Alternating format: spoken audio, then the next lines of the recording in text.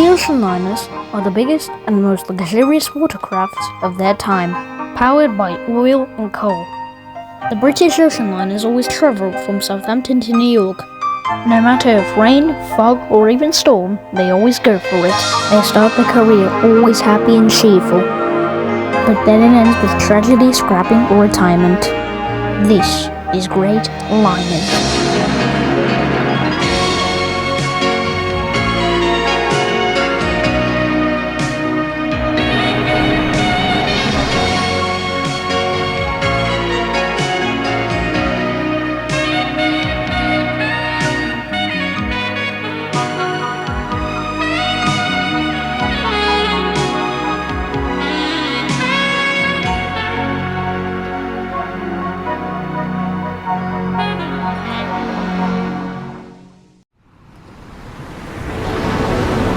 It's around 1:09 a.m. The Cunard liner Carpathia is on a mad dash towards Titanic's location. She had picked up Titanic's distress calls and was unbelievably pushed to her limits. On board Carpathia was Captain Arthur Rostrum, who had diverted her course and ordered many orders which would later save the lives of Titanic's survivors.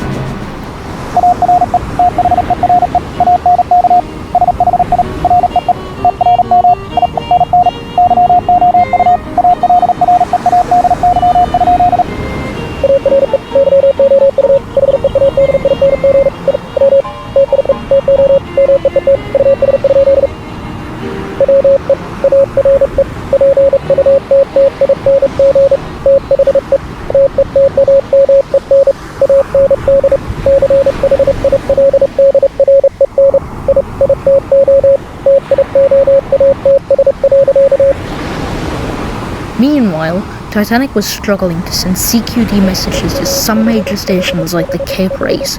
She could only interact with nearby or strong radio stations like the Frankfurt or the Carpathia. This is goddamn hopeless. I really should have listened to those iceberg warnings. Why did I ignore it?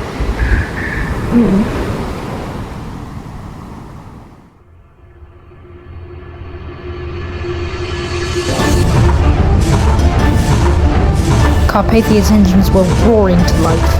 She and her crew were very desperate to save the survivors.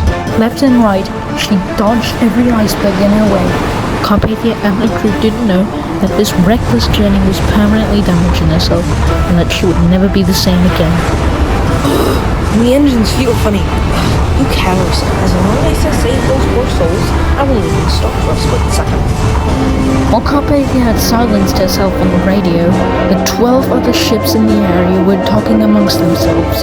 Other ships, such as the Olympic and the Baltic, were already making headway towards Titanic's position. The wireless was getting so overwhelmed with messages that Olympic herself sent a message.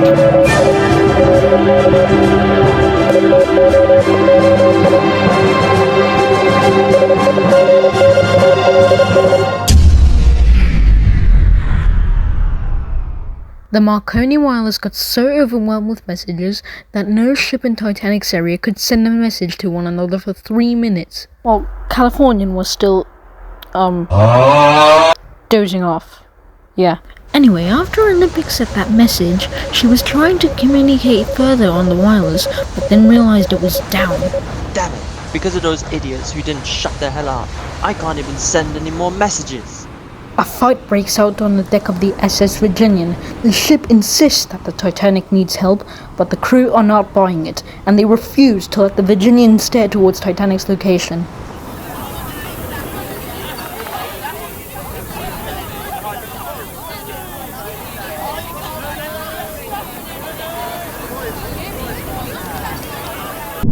Oh my god, it's so cold in here, I'm actually gonna die.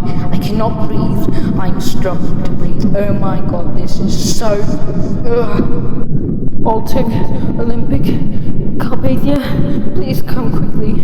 I cannot last much longer. I was such a young and bright liner, but how could this happen to me? And then the hawk slammed into me, just like that. I was afraid I was gonna sink, but I managed to get to Belfast just in time to be repaired. Bold, isn't it? Wow! Olympic, you're so brave. Oh, it's nothing. You might also get a chance to be famous like me. Maybe. Olympic, you're so inspiring. So you failed your sea trials too? I thought I couldn't complete it, but when I thought about my sister Mauritania, I could, and I did. Olympic, I'll try to make you proud. I will show the world that I'm Titanic, the largest and most luxurious ship in the world, and that I will live up to my name no matter what.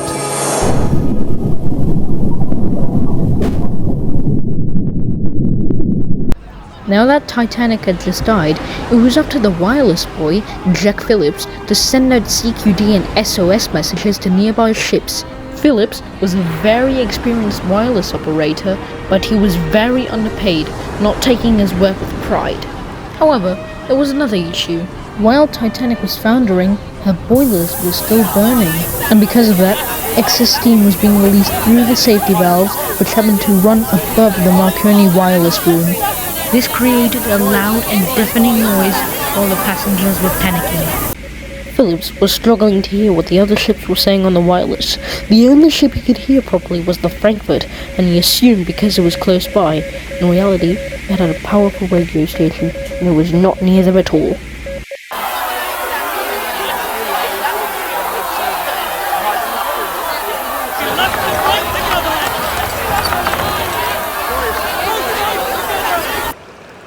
Just off of the horizon, California is still standing still. She was resting in the ice field, tired, but she didn't realize that Titanic was in distress, and that she couldn't come.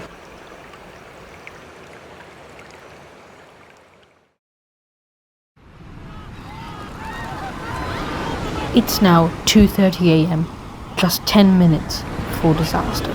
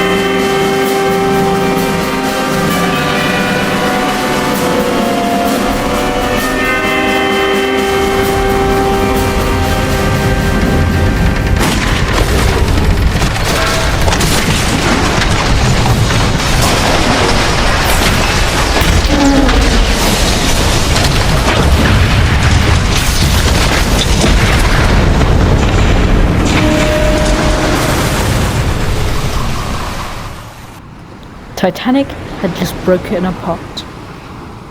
Her bow was pulling the stern below the surface. The survivors in the lifeboats watched as Titanic, the greatest and most luxurious ship in the world, sank beneath the waves.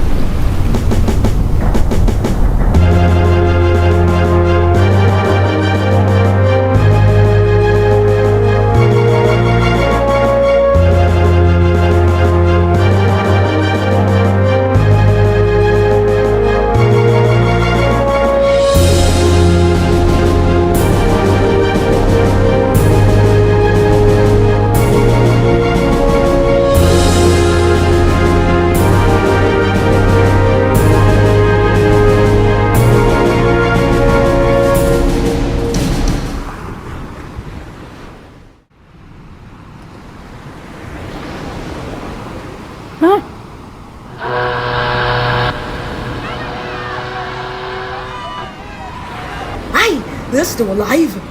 Oh, what a relief. I'm coming, laddies.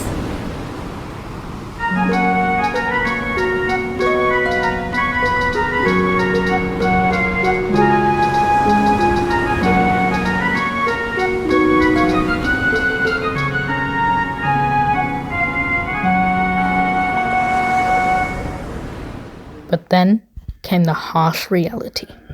Out of the over 2,000 people on board Titanic, only 866 survived. Titanic sank in only 2 hours and remained the worst maritime disaster at the time.